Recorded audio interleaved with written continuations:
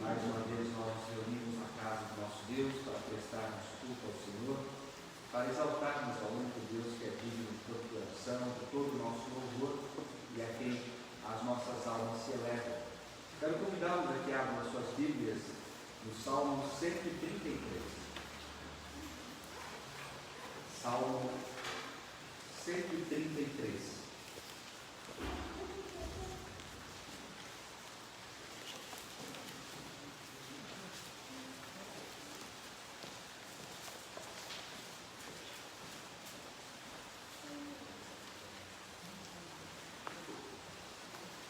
Nós faremos a leitura do texto sagrado a uma só voz. Salmo 133. A leitura será a uma só voz.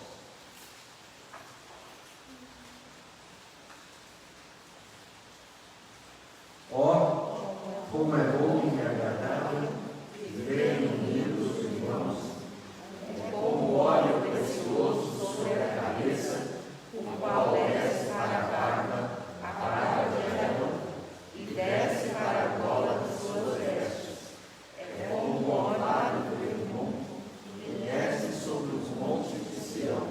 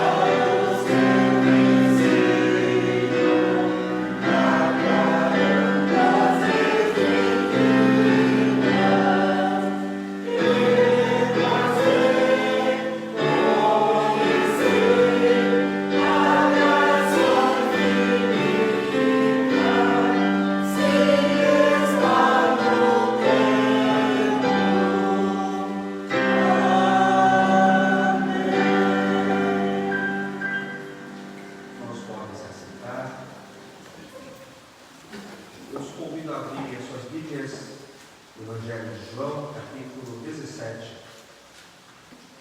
Evangelho segundo o Espírito João, capítulo 17.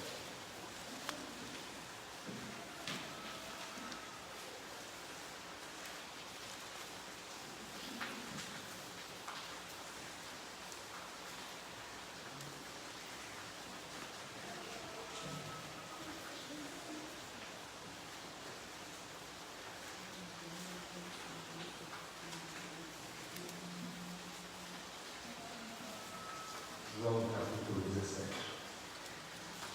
Tendo Jesus falado estas coisas, levantou os olhos ao céu e disse: Pai, é chegada a hora, glorifica teu Filho, para que o Filho te glorifique a ti, assim como lhe conferiste autoridade sobre toda a carne, a fim de que ele conceda a vida eterna a todos os que lhe deste. E a vida eterna é esta: que te conheçam a ti, o único Deus verdadeiro, e a Jesus Cristo a quem enviaste. Eu te glorifiquei na terra, consumando a obra que me confiaste para fazer. E agora, glorifica-me, ó Pai, contigo mesmo, com a glória que eu tive junto de ti, antes que houvesse mundo. Manifestei o teu nome aos homens que me deste do mundo.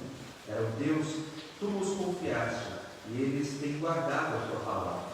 Agora, eles reconhecem que todas as coisas que me tens dado provêm de ti. Porque eu lhes tenho transmitido as palavras que me deste, e eles as receberam, e verdadeiramente conheceram que saí de ti, e creram que tu me enviaste. É por eles que eu rogo. Não rogo pelo mundo, mas por aqueles que me deste, porque são teus. Ora, todas as minhas coisas são tuas, e as tuas coisas são minhas, e deles eu sou glorificado. Já não estou no mundo, mas eles continuam no mundo, ao passo que eu vou para junto de ti. Pai Santo, guarda-os em teu nome que me deste, para que eles sejam um, assim como nós. Quando eu estava com eles, guardava-os no teu nome que me deste, protegidos, e nenhum deles se perdeu, exceto o filho da perdição, para que se cumprisse a Escritura. Mas agora eu vou para junto de ti, e isto falo no mundo, para que eles tenham o meu gozo completo em si mesmos. Eu lhes tenho dado a tua palavra, e o mundo os odiou, porque eles não são do mundo, como também eu não sou. Não peço que os tires do mundo, e sim que os guardes do mal. Eles não são do mundo, como também eu não sou. Santifica-os na verdade, a tua palavra é a verdade. Assim como tu me enviaste ao mundo, também eu os enviei ao mundo, e a favor deles eu me santifico a mim mesmo, para que eles também sejam santificados na verdade.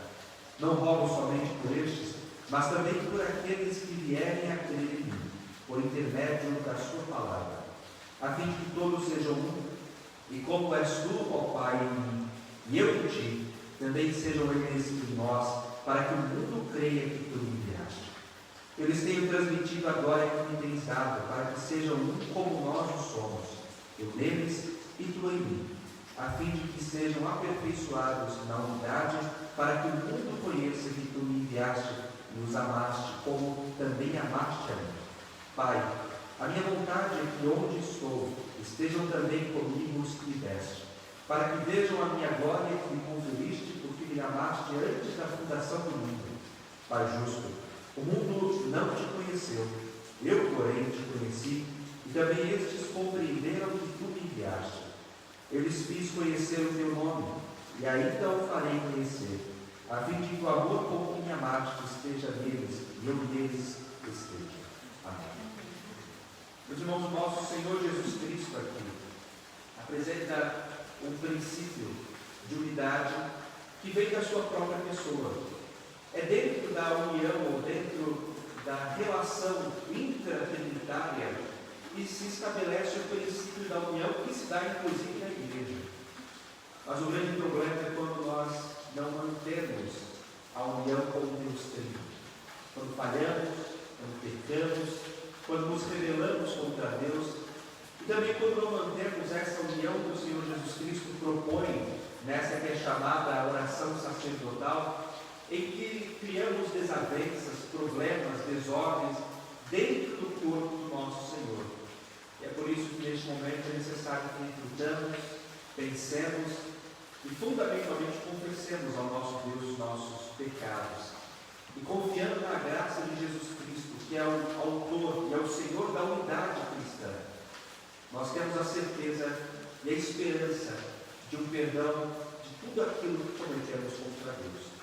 Nós passaremos alguns instantes de oração silenciosa, confessando a Deus os nossos pecados, as nossas iniquidades, e após esses instantes, convido o presbítero Edilson que nos eleve a Deus em oração essa de confissão dos nossos pecados. Oremos.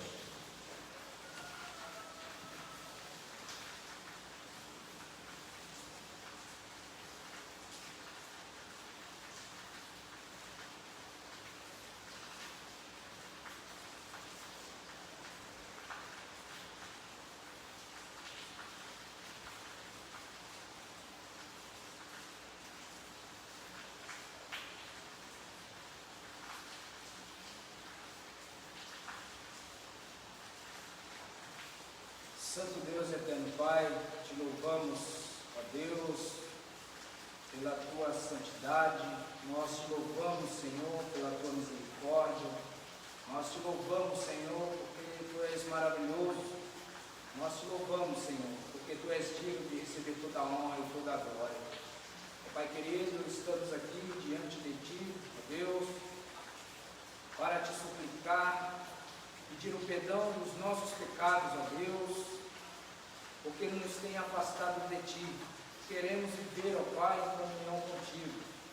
Ó Deus amado, tenha misericórdia de nós que somos homens pecadores. Ó Deus, tenha misericórdia de nós. Pai querido, nós somos gratos a ti, Senhor, pelo teu amor, pela tua misericórdia, ó Pai, que enviou o teu Filho, ó Deus, para nos dar vida e uma união contigo, ó Deus. Nós te louvamos, ó Pai querido, faça o teu querer e a tua vontade em nossas vidas, que nós possamos olhar somente para ti, Senhor, como a tua palavra nos tem dito, ó Deus, para que nós possamos santificar na tua palavra, porque é a verdade, ó Pai, que nós possamos a cada dia olhar para a tua palavra e assim, ó Pai, se afastar dos desejos da carne, deste mundo, ó Deus, que nos atrapalha a nossa comunhão contigo. Ó Deus, que nós possamos olhar somente para ti, para o único e verdadeiro Senhor, que é o autor e consumador da nossa fé. Ó Pai querido, nós te louvamos e te agradecemos, em nome do teu Filho amado Jesus. Amém. Certos do perdão que temos em Cristo Jesus, nosso Senhor, nós louvaremos a Deus com o grupo de crentes da igreja.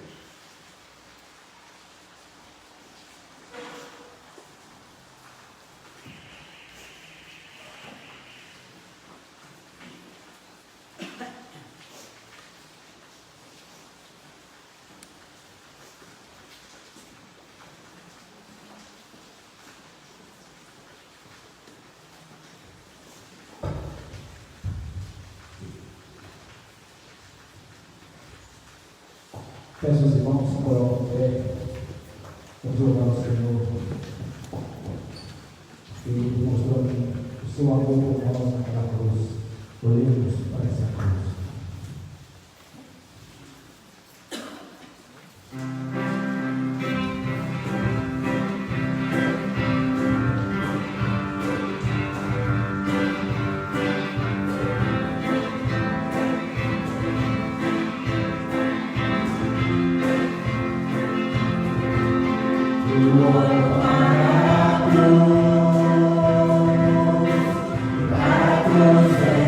Para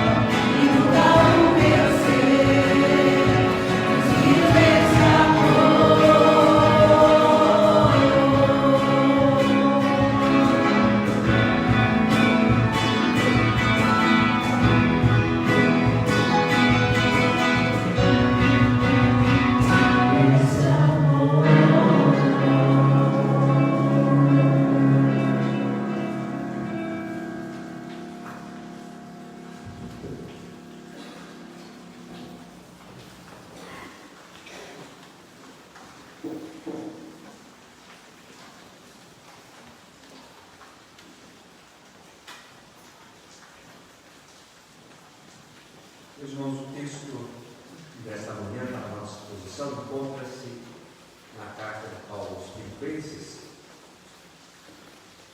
capítulo 1, Epístola de Paulo aos Filipenses, capítulo 1, versos 27 a 30.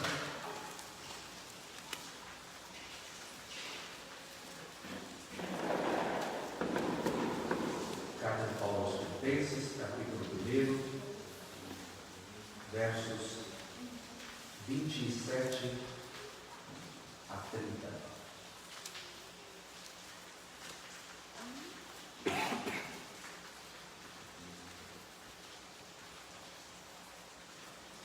Assim nos diz a palavra do Senhor. Vivei acima de tudo por modo digno do Evangelho de Cristo, para que, ou indo ver-vos, ou estando ausente, ouça no tocante a vós outros, que estáis firmes em um só Espírito, com uma só alma, lutando juntos pela fé evangélica, e que em nada estáis intimidados pelos adversários, pois o que é para eles prova evidente de perdição, é para vós outros de salvação, isto da parte de Deus, porque vos foi concedida a graça de padecerdes por Cristo, e não somente de crerdes nele, pois tendes o mesmo combate que vistes em mim, e ainda agora ouvis, que é o meu. Amém. Senhor, aqui que a sua palavra em nossos corações. Se você pudesse enumerar os problemas que envolvem a igreja evangélica brasileira, quais seriam aqueles problemas, dilemas, dificuldades que você colocaria? Certamente que você tem ideias particulares e poderia acrescentar essas ideias ao corpo de linha geral desses problemas que a igreja enfrenta no século XXI. Mas nós poderíamos destacar alguns. Um dos problemas mais graves que a igreja enfrenta é uma oposição daqueles que estão fora dela, ou seja, do mundo. Ligue a sua televisão, abra o seu computador ou o seu smartphone, e ali você se deparará com sites de notícias, e essas notícias o tempo inteiro se contrapondo não só à igreja diretamente, como a princípios que são princípios judaico-cristãos. Vá para a academia ou para aquele ambiente universitário, e ali você terá que deparar-se com, ou terá que se deparar com professores, doutores, pós-doutores e livres docentes que se levantam contra a fé cristã com inúmeras acusações, desde uma fé que é retrógrada até uma fé que não acrescenta nada ao ser humano e certamente traz simplesmente um ambiente de confusão, um ambiente de contraposição entre a sociedade e a religião e um ambiente em que não existe a harmonia e o bom convívio. Sobretudo, você poderia lidar com outros dilemas e outros problemas que não estão fora da igreja, mas estão dentro dela. Uma das dificuldades que a igreja enfrenta atualmente é aquilo que nós chamamos de heresias dentro da igreja de Cristo. Ora, mas o que é uma heresia? É aquilo que parte da mentalidade humana ou de uma filosofia mundana e acaba entrando dentro daquele ambiente teológico, das discussões teológicas e da prática da igreja. É uma doutrina equivocada, é uma doutrina errada, é aquilo que não se harmoniza com a Escritura Sagrada. E podem ser as heresias clássicas, que você já ouviu falar, como o arianismo, como o nestorianismo, como aquelas doutrinas ligadas a Apolinário e tudo mais, como podem ser tendências mais novas. Por exemplo, a chamada teologia da libertação, ou a teologia da prosperidade, ou ainda aquilo que a gente chama de teísmo aberto. Tudo isso dentro da igreja de Cristo. Por outro lado, você tem que lidar com outro problema, que é o problema que acontece dentro de comunidades, que é a falta de ânimo, a falta de fervor, a falta de santidade dentro do corpo de Cristo, o que impede o avanço da igreja cristã. Mas além dessas dificuldades, aquela que é própria de muitas comunidades, muitas igrejas, que é a falta de união entre aqueles que compõem a comunidade. Olha o cenário evangélico brasileiro hoje. Você poderia andar aqui pelo nosso bairro e poderia fazer uma contagem muito simples de quantas igrejas existem dentro de um espaço relativamente pequeno como o nosso aqui. Você poderia simplesmente pegar a nossa rua, daqui do alto da rua até embaixo, e contar quantas igrejas existem.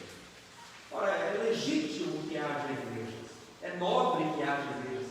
E quem dera se cada bairro tivesse pelo menos uma igreja para que o nome de Cristo fosse proclamado. O grande problema é que nem todas as igrejas nascem de boas intenções.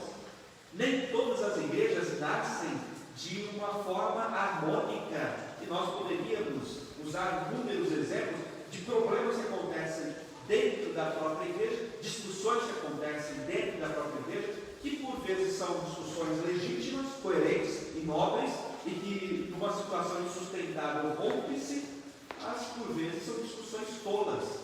São simplesmente discussões que dizem respeito ao ego de um, ao ego do outro, e aí há um rompimento, e esse rompimento leva à geração de uma outra comunidade que tem, via de regra, princípios muito parecidos com aquelas, apenas algumas legislações que são um pouco diferentes para se adequar ao novo contexto. Isso acontece. Disputas de poder, disputas de ego, disputas de quem participará de tal setor e tudo mais, isso faz com que haja rompimentos. E não é sempre que nós vemos a plantação ou início de uma igreja de forma harmônica. Mas ao contrário também há o início de igreja de forma harmônica, como é o caso da nossa própria igreja, como é o caso de muitas outras igrejas, que acontece o desdobramento. A igreja está muito grande, há necessidade de alcançar outras regiões, planta-se uma congregação, aliás, um ponto de pregação, uma congregação, essa congregação organiza-se em igreja e assim vai plantando outras igrejas. Mas eu gostaria de destacar que um problema da igreja evangélica brasileira hoje ainda é como acontecem brigas, discussões, e como as pessoas não sabem viver de forma harmônica, que cada um quer ter o seu espaço, o espaço para o ego. Certamente você tem outras posições, certamente você tem outras categorias que poderia lidar, e outros problemas que envolvem a igreja evangélica brasileira do século XXI. Entretanto, eu creio que há uma linha geral aqui, e nós concordamos que estes são problemas e problemas graves que envolvem a igreja do nosso tempo. Mas não pense que esse é um problema que envolve apenas a igreja evangélica brasileira, ou são problemas que envolvem apenas a igreja evangélica no século XXI. E à medida que você lê o texto bíblico e passa a lidar com as cartas de Paulo, com as cartas de Pedro, e quando você olha aquele corpo de cartas que mostra histórias reais da igreja neotestamentária, ali você terá que se deparar, terá que enfrentar uma imagem que vai desconstruindo aquela compreensão, muitas vezes romântica, que nós temos. Quantas vezes você já ouviu as pessoas falando assim: olha, nós queríamos voltar ao tempo da igreja primitiva, nós queríamos voltar àquele tempo porque a igreja era boa, a igreja crescia, a igreja prosperava, a igreja era santa. Será? Era uma igreja que tinha, por exemplo, pessoas que dentro dela diziam que não tinha nenhum problema pecar, porque a alma já estava salva e o corpo então poderia ser entregue para qualquer coisa. Era uma igreja que dentro do seu corpo tinha pessoas brigando por poder o tempo inteiro. E você olha a carta de Paulo aos Coríntios, você vê esses dois problemas claramente. Alguns falando que, olha, eu só ouço Paulo, eu só ouço Pedro, eu só ouço Apolo, e o outro grupo falando que eu só ouço Cristo. E tantas picuinhas, tantos problemas dentro da igreja. Não era uma igreja perfeita. Afinal de contas, A igreja do Senhor Jesus Cristo não é composta por pessoas perfeitas. E as cartas nos vêm ensinar justamente como pessoas imperfeitas, mas unidas a um Cristo que é perfeito e santo, conseguem viver e fundamentalmente conseguem construir laços de amor, de fraternidade, com uma missão, que é de anunciar o santo evangelho de nosso Senhor Jesus Cristo. Um desses casos é este que está diante dos olhos de vocês, a carta que Paulo escreve aos Filipenses.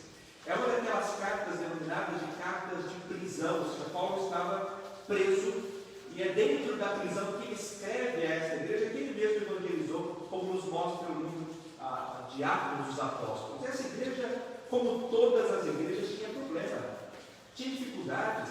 É uma igreja que tem que lidar com todas essas frentes de batalha e ainda conseguir se manter firme, se manter de uma forma harmônica. E o texto então vem para nós agora demonstrando como a presença da igreja é fundamental. E mais do que a presença da igreja, como a igreja se porta, como a igreja se ergue e como a igreja vive enquanto igreja no mundo para testemunhar do Salvador, para brilhar pelo Salvador em todo e qualquer contexto e em toda e qualquer situação.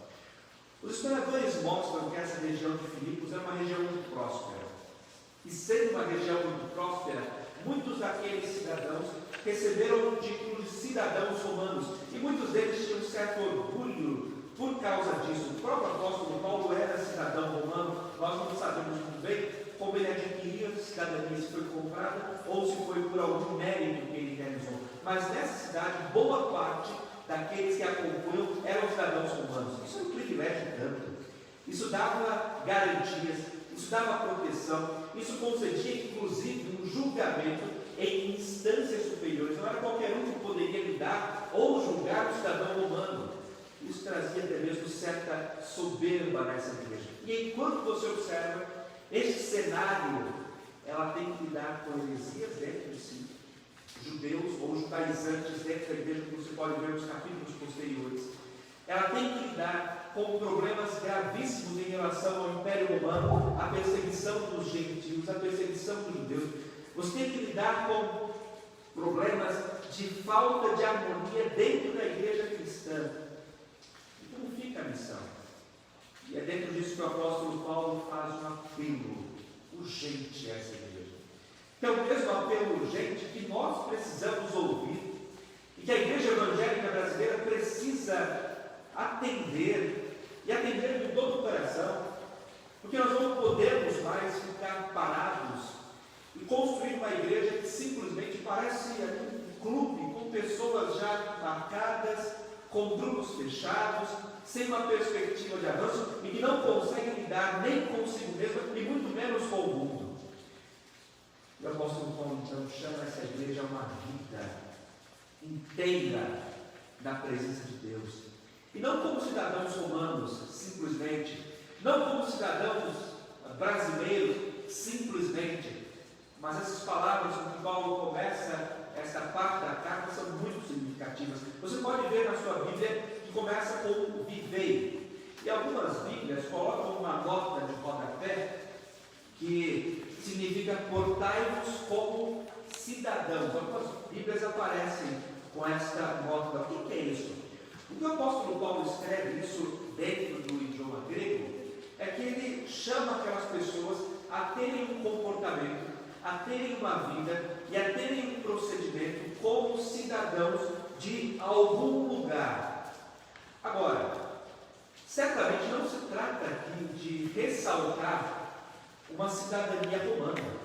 Não se trata aqui de apelar a essas pessoas que sejam como cidadãos romanos e a partir de sendo cidadãos romanos, viverem de uma forma adequada.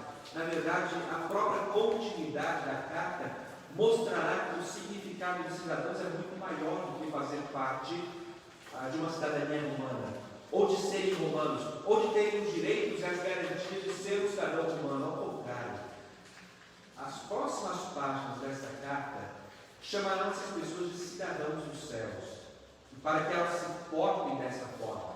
Deste modo, o que Paulo certamente está dizendo aqui é que as pessoas vivam, se portem não como cidadãos de uma região, não como cidadãos de um ambiente político, jurídico, social, mas como cidadãos do céu. Mas por que isso?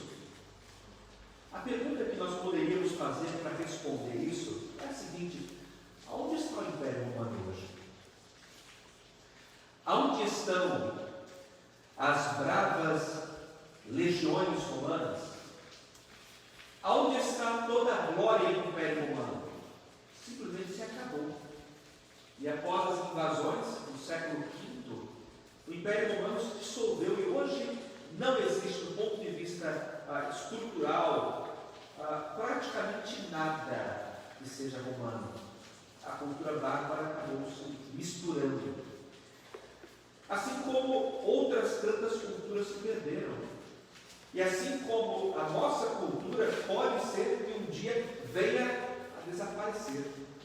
Mas em todo e qualquer contexto, em toda e qualquer situação, um cidadão se porta, um cidadão do céu se porta como um cidadão dos céus. Porque ele não se prende a uma cultura, ele não se prende ao Estado, ele não se prende à política, mas ele está ligado à sua cidadania essencial, que lhe é dada pela transformação da alma, que é ser cidadão do reino dos céus. O seu rei é Cristo, o legislador é Cristo, e tudo o que ele faz é a serviço de Cristo, inclusive se submeter às autoridades humanas, como nós somos ensinados a fazer. Nós não nos submetemos às autoridades humanas porque somos apaixonados por elas, ou porque a nossa alma deve alguma coisa a elas. Não, nós nos submetemos porque primariamente nos submetemos a Cristo. E aí que o apóstolo Paulo chama a atenção: vivam ou portem-se acima de tudo o modo digno do Evangelho. É possível que, se nós perguntássemos para os irmãos o que é o Evangelho, a resposta seria correta, mas não seria uma resposta completa. Isso porque nós não temos, muitas vezes, habilidade para entendermos, nós muitas vezes não somos ensinados dessa forma, para entendermos a extensão do Evangelho. Muitas vezes a resposta que nós recebemos a respeito do Evangelho é simplesmente que Cristo morreu em favor dos pecadores e ressuscitou. Isso está correto. Só que quando nós observamos esta passagem e outras tantas a respeito do Evangelho, nós percebemos que este núcleo de Cristo que morre para salvar pecadores se estende. E a obra que Cristo realiza em nós, sendo uma obra de salvação, faz com que as boas novas do Evangelho não consistam apenas naquilo que ele realizou pontualmente, historicamente em nós, mas o que ele continua realizando nas nossas vidas é aquilo que ele, pela sua soberania e pela sua graça, nos chama para realizar. Então o Evangelho sim é a salvação de Cristo, mas o Evangelho sim é a santificação. O Evangelho sim é portar-se de acordo com a lei do Evangelho, como chama o apóstolo Paulo. O Evangelho é um modo inteiro de vida que tem a compreensão plena de que nós estamos diante da face de Deus constantemente. E assim, o Evangelho não é apenas a notícia de que Cristo veio salvar pecadores, esse é o núcleo, mas o fato de Cristo ter vindo ao mundo para salvar pecadores transforma toda a nossa vida, transforma todo o nosso procedimento e transforma radicalmente o nosso ser. O nosso pensamento é um pensamento evangélico. O nosso trato familiar é um trato evangélico. A criação de filhos é uma criação evangélica. O matrimônio é um matrimônio evangélico. A vida com a igreja é uma vida evangélica. E o modo como nós lidamos no nosso trabalho, o modo como nós lidamos com as pessoas que não conhecem a fé, é um modo evangélico. Porque é uma transformação completa e concreta nas nossas vidas. Por isso que Paulo destaca: portai-vos de um modo digno do Evangelho, ou seja, que corresponda com o Evangelho, que corresponda com as boas novas de salvação, que corresponda com o arrependimento. Isso é que eu entendo. Nós já temos discutido isso aqui. Quantas vezes nós lidamos com pessoas com um comportamento duplo? Comportamento duplo. Dentro do ambiente cristão, dentro de uma igreja, dentro de um local local onde está com pessoas cristãs, o indivíduo tem um comportamento, tem um jeito, tem uma forma de falar. Só que quando sai desse ambiente, parece outra pessoa. As palavras são outras, o discurso é outro, a forma de se vestir, a forma de falar, as expressões linguísticas, aquilo que ele entende, inclusive por humor, é diferente. Isso é muito comum, não apenas nos jovens, mas aqueles que são maduros também. E o apóstolo Paulo aqui alerta justamente para isso. Em toda e qualquer situação, portem-se de um modo digno do Evangelho. Portem-se como cidadãos dos céus, ou seja, vocês não pertencem a este mundo, vocês pertencem aos céus, por isso não se unam a este mundo, quer na sua ausência, quer na sua presença. Por isso que o apóstolo destaca aqui, para que eu indo ver-vos, ou estando ausente, ouça no tocante a vós outros que estáis firmes. Uma das grandes dificuldades da igreja está justamente em manter-se inabalável diante de uma série de situações, diante de uma série de problemas, diante de uma série de males que o mundo impõe. A palavra que é usada por Paulo aqui tem muito a ver com uma posição militar, ou soldado que permanece firme diante das adversidades, diante dos problemas, permanece firme mesmo diante de um exército inimigo muito poderoso. É que nós observamos exatamente isso. Paulo chama a atenção da igreja para que ela permaneça firme em toda e qualquer situação e diante de todo e qualquer problema.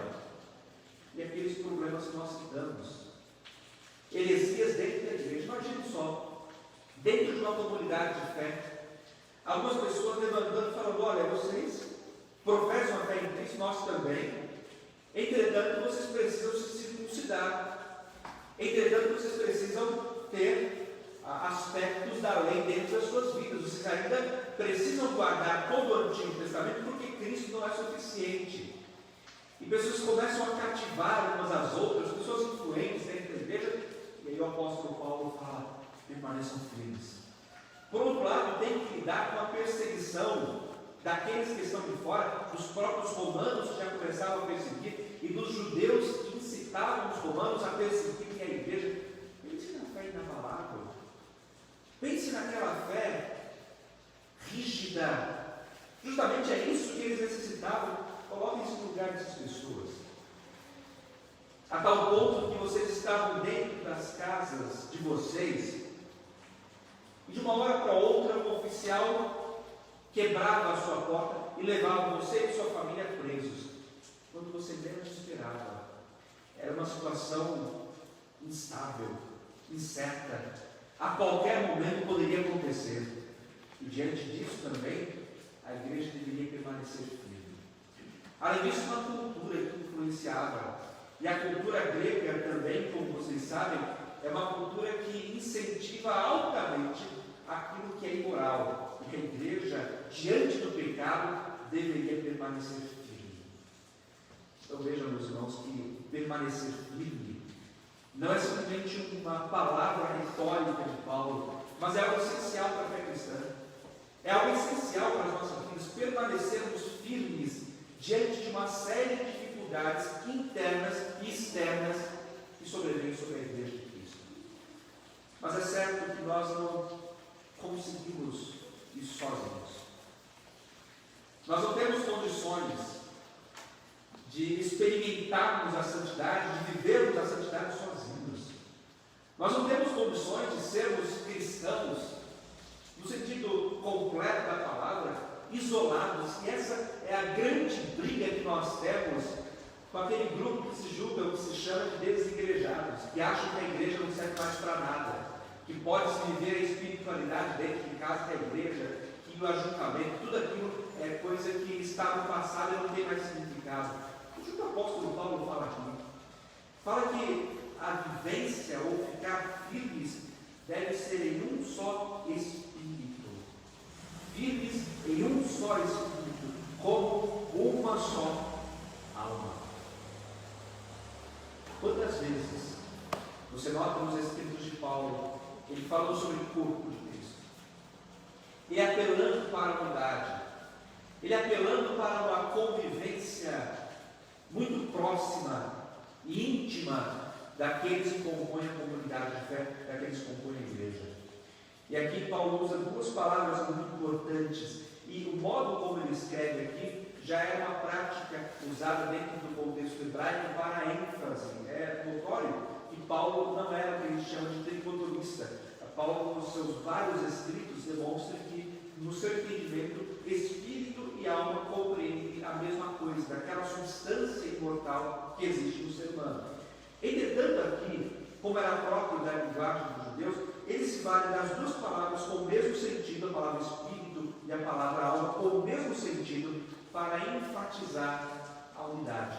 Só que dentro dessas palavras no idioma grego, você observa que há uma distinção que é feita. E essa distinção que é feita é que unidos com um só pensamento e unidos com uma só vontade. A igreja de Cristo Jesus é uma igreja que precisa ter um só pensamento no sentido teológico. Mas vejam, isso quer dizer um só pensamento no sentido teológico.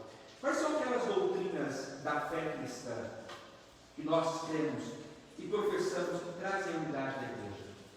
Bom, vocês poderiam olhar no momento oportuno o chamado credo apostólico, e ali você tem todas as doutrinas centrais da fé cristã: a doutrina da Santíssima Trindade, a doutrina da encarnação de Cristo, a doutrina da suficiência de Cristo para a salvação, a doutrina que diz respeito às últimas coisas. Todo esse corpo doutrinário é essencial para a igreja.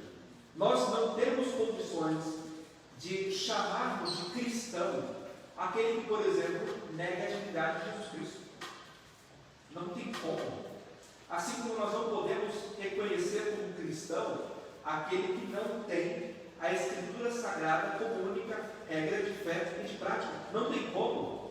Assim como aqueles que negam a Trindade, aqueles que negam a morte de Cristo, aqueles que negam que a morte de Cristo é o único caminho para a salvação, e aqueles que negam a volta de Jesus Cristo. Qualquer pessoa que nega essas doutrinas centrais da fé cristã, não há como reconhecer como cristão, não fazem parte do corpo de Cristo.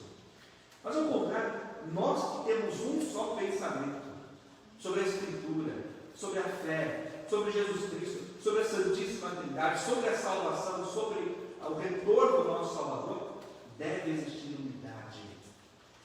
Nós somos chamados a essa unidade, uma só mente e um só propósito. Qual é o propósito da igreja? Qual é o propósito das nossas vidas? Qual é o propósito de nós existirmos? Qual é o propósito de nós estarmos num local como este, num culto como este? Qual é o propósito? O propósito é glorificar o nome de Deus, exaltar o nome de Cristo, é proclamar as boas novas de salvação. Nós não estamos aqui numa disputa, cada um com um objetivo. Isso não deveria acontecer, não deve acontecer, mas ao contrário, um só pensamento e um só propósito de proclamar o Evangelho de Cristo. E vejam, não apenas dentro de uma comunidade, não apenas dentro de uma igreja local. Nós precisamos parar um pouco para pensar sobre a vastidão disso que o apóstolo Paulo fala, num contexto que a igreja de fato era plural, a igreja tinha diferença, a igreja tinha ações diferentes, ou pensamentos muitas vezes diferentes. E agora nós devemos estender este pensamento não apenas para a nossa comunidade local, mas quantos irmãos de denominações distintas, que professam a mesma fé que nós, que têm diferenças, compreensões a mais, a menos da Escritura Sagrada, diferenças. Só que muitas vezes o que nós temos percebido é que a igreja evangélica tem criado abismos dentro dela mesma. Quando alguém é de alguma denominação evangélica, não pode ter união, não pode ter amizade, não pode ter relações afetivas com pessoas de outras denominações. Se é presbiteriano, não não pode conviver com o metodista, se é metodista não pode conviver com o pentecostal, se é pentecostal não pode conviver com o anglicano sério, que está raro. E assim causa-se uma divisão dentro da igreja evangélica. O apóstolo Paulo chama para uma reflexão muito maior. Ora, o que nós pensamos? Qual é o nosso pensamento a respeito de Deus, de Cristo, da salvação? Qual é o nosso propósito? Se há um só pensamento, se há um só propósito, não há motivos para rixas, brigas, divisões, separações. Ao contrário, há uma só igreja. E por isso que a igreja reformada, a igreja presbiteriana, crê, por exemplo, na doutrina de que há a igreja invisível, que não é uma igreja que tem placa, não é uma igreja que tem lá um título ou uma forma de se escrever o nome ou coisa desse tipo, mas é a igreja composta por todas as pessoas que fielmente creem no Senhor Jesus, independente de placa de igreja. Porque como já se fala, nós entendemos desta maneira, não há placa de igreja que salva pessoas, mas é o único Senhor e Salvador Jesus Cristo, Salvador dos homens. Mas vejam, além desse âmbito maior, nós podemos pensar dentro de um corpo eclesiástico, dentro de uma comunidade de fé. O apóstolo chama a um só propósito. O apóstolo chama a um só pensamento. E quantas vezes nós ainda temos que lidar com pequenas brigas, com pequenas discussões, com pequenas disputas de ego dentro de uma igreja? Quantas vezes? Isso acontece, meus irmãos, em todo e qualquer lugar, em toda e qualquer igreja. Acontecem problemas interpessoais, problemas que são graves e devem ser tratados de uma forma bíblica, como problemas pequenos. Nós, meus irmãos, somos pessoas que precisam tanto da graça de Deus e tanto da santificação do Espírito Santo, que nós somos capazes de criar confusão por qualquer coisa. Suponhamos que numa discussão quer-se mudar a cor da nossa igreja. Alguém fala que queria azul com bolinha amarela, o outro queria laranja. Nós somos capazes de criar confusão, briga, divisão, por causa de uma cor de uma igreja. Nós somos capazes de criar briga por uma palavra que nós tomamos de uma forma descontextualizada. Nós somos capazes de ficar chateados e condoídos e aquela coisa toda por pontos pequenos, por coisas irrelevantes, por coisas que não acrescentam absolutamente nada, que apenas um pouquinho de reflexão já resolve o problema. Quantas vezes o nosso orgulho é ferido de uma forma maior ou menor, nós já estamos prontos para brigar. E é problema com um, é problema com o outro, é problema com a irmã tal, é problema com o irmão tal. E a igreja virou um centro, não de uma expressão da graça de Deus, mas parece que um centro de problemas. E vejam, nós, meus irmãos, como cristãos, devemos nutrir, devemos buscar justamente o contrário, é unidade.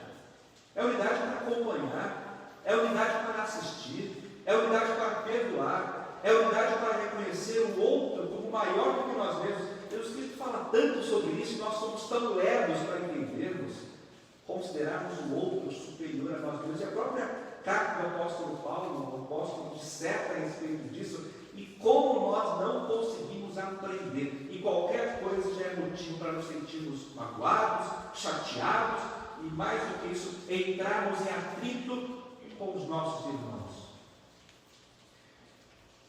O que o apóstolo chama, em primeiro lugar, é para que nós tratemos o nosso ego, para que nós tratemos o nosso orgulho, e nos empenhemos com o nosso irmão a um pensamento harmônico, com um só propósito. E aí você poderia olhar, por exemplo, logo no finalzinho da carta, que o apóstolo Paulo, no capítulo 4, fala a 2 senhoras, aqui apenas a exemplo.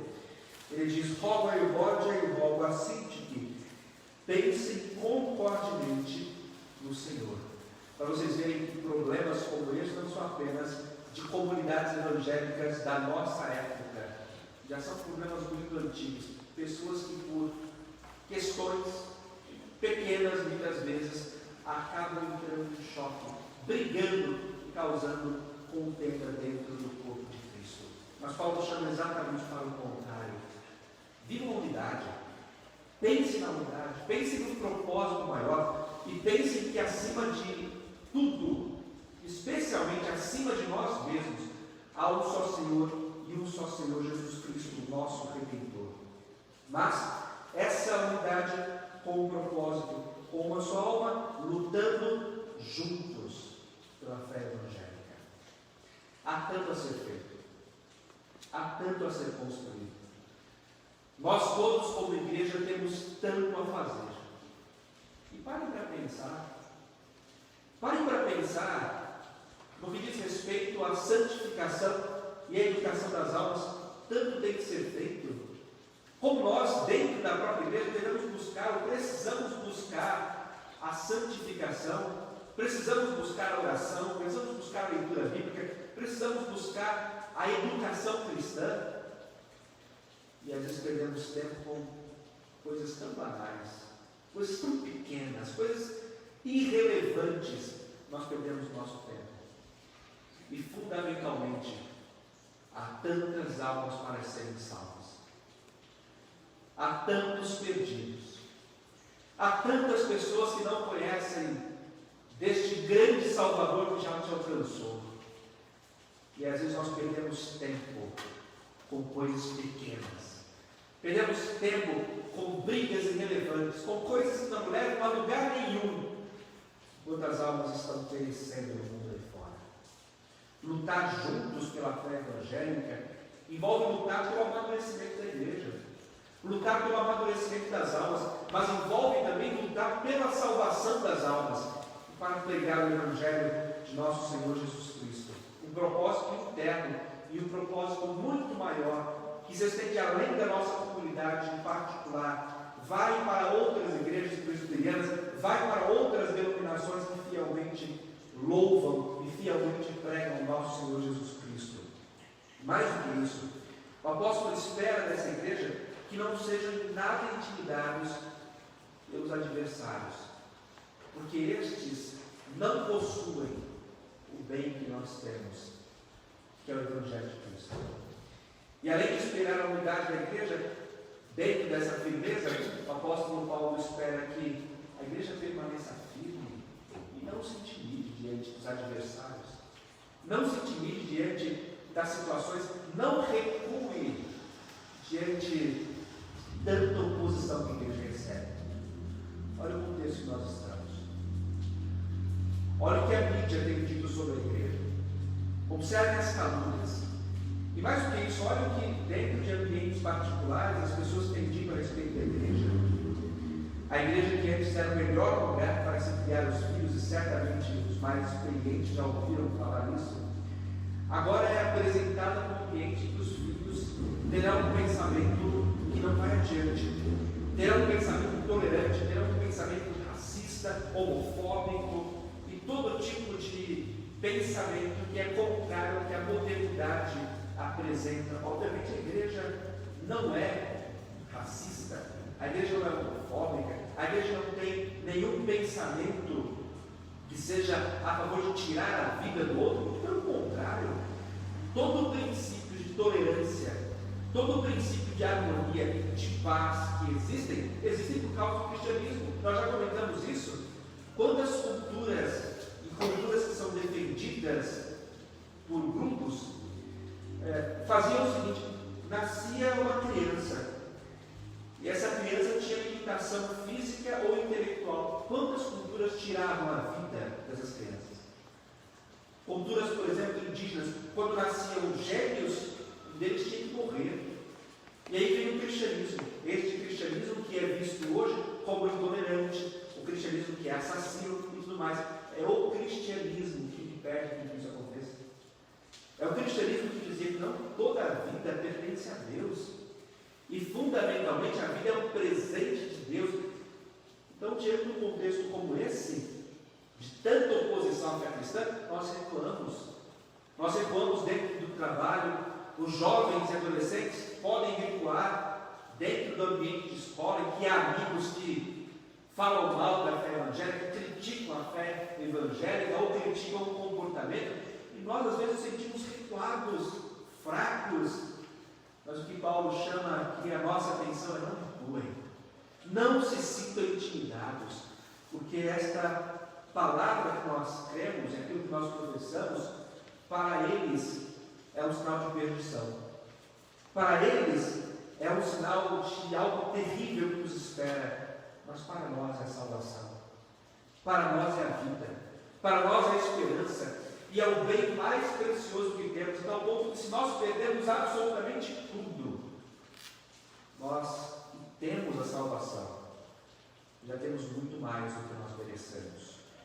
Então o apóstolo Paulo continua dizendo que esse sofrimento que nós muitas vezes passamos é um sofrimento gracioso.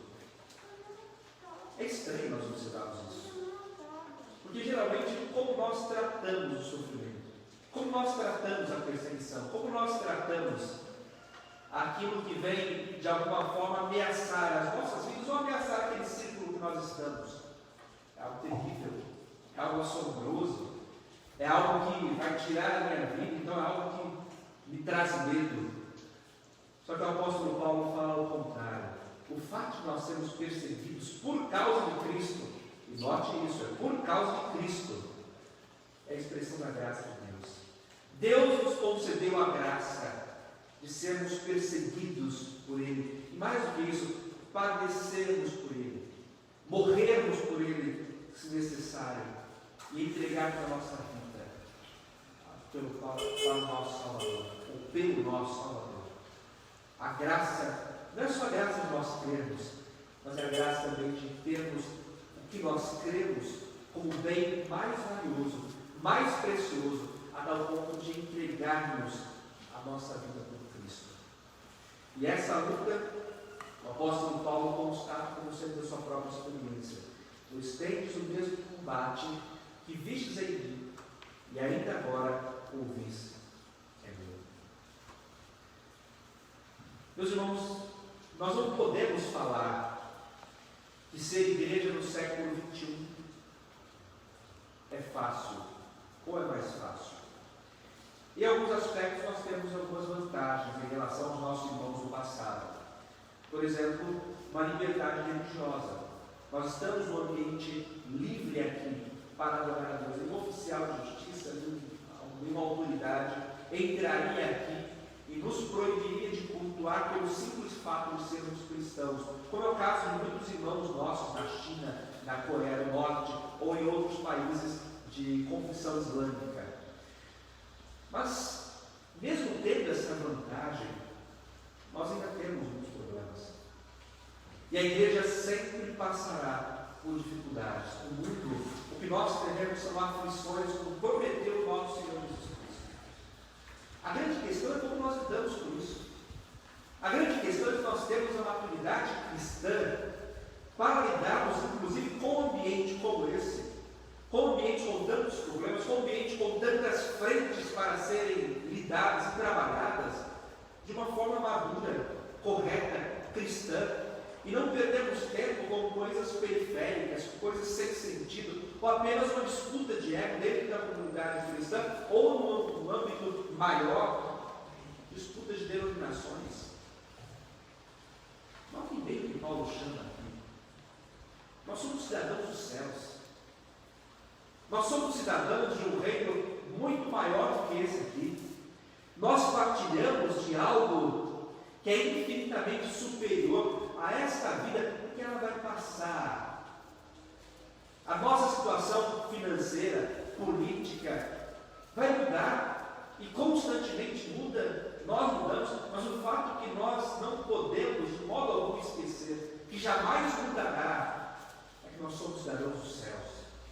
E como cidadãos dos céus, não importa o contexto, não importa o lugar, Não importa a região, não importa o país, não importa a situação, nós continuamos sendo cidadãos dos céus.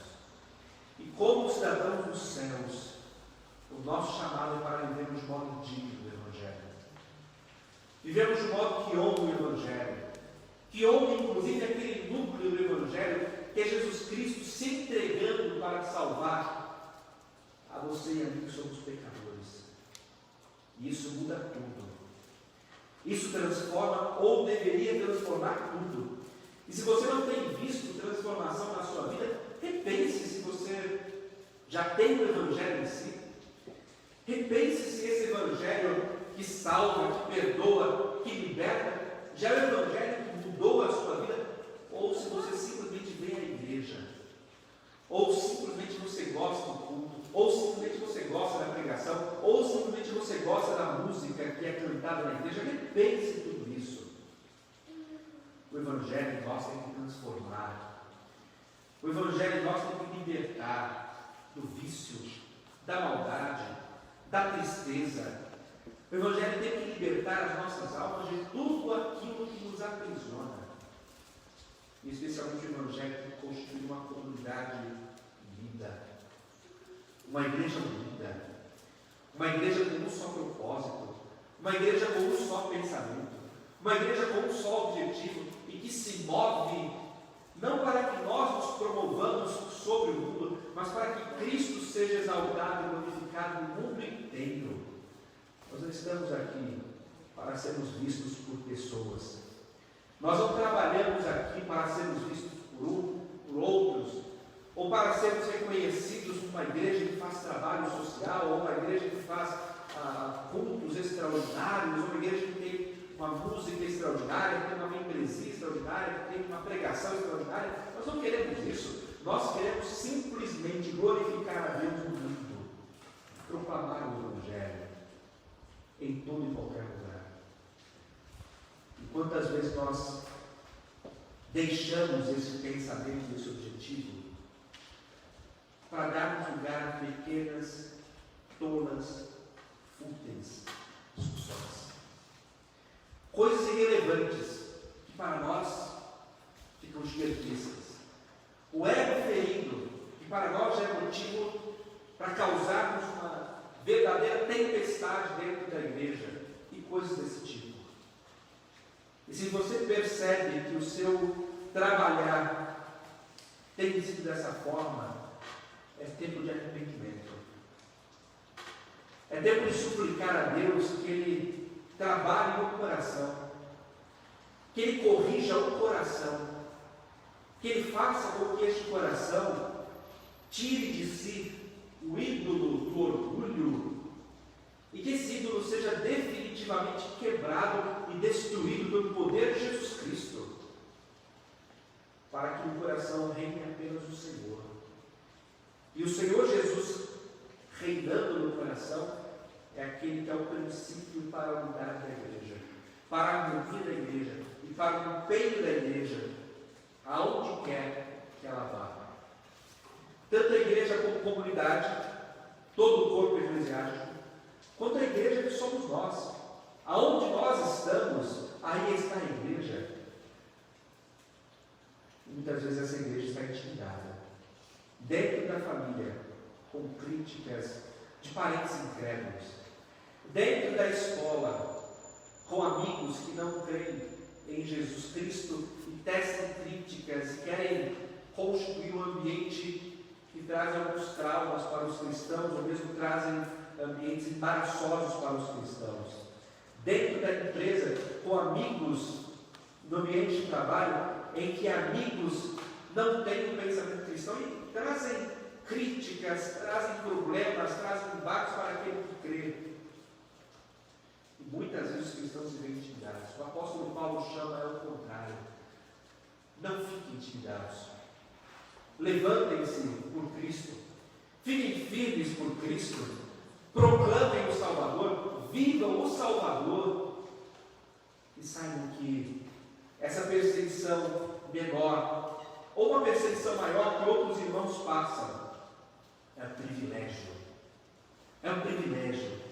Nós não temos só o privilégio de crermos, mas temos também o privilégio de padecermos por amor a Cristo. Então, louvado seja Deus, inclusive, pela perseguição.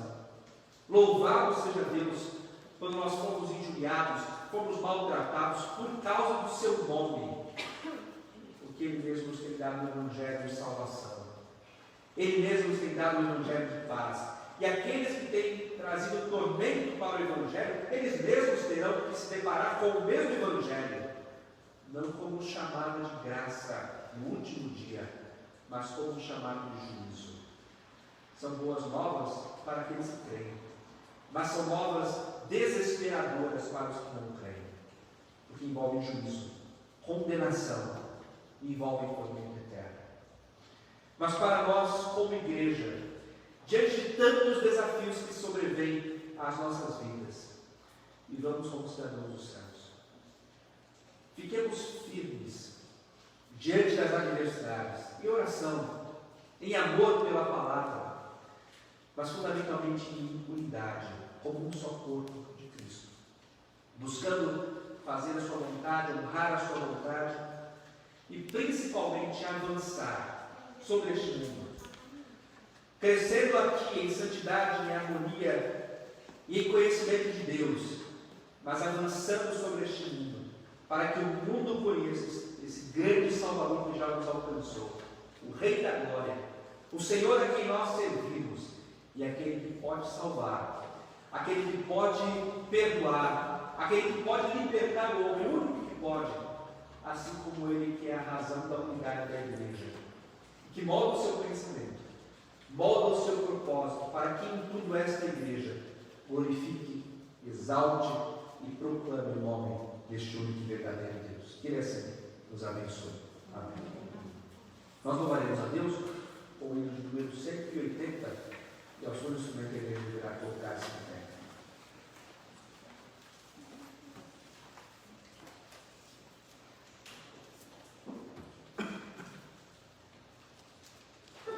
Oh,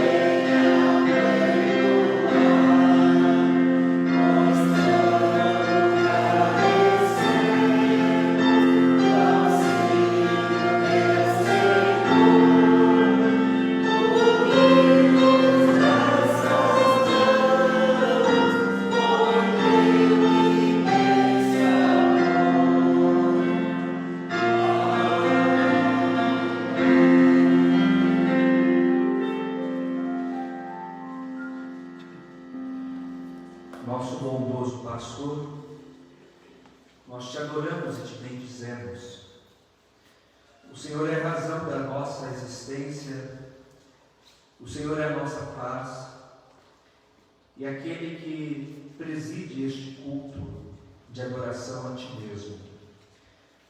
As nossas almas se elevam a Ti, nosso coração se ergue ao Teu trono de graça, de misericórdia e reconhece quão grande Tu és e quão grandes são os Teus feitos em todo o mundo e especialmente na vida daqueles que são por Ti mesmo chamados para comporem o Teu povo.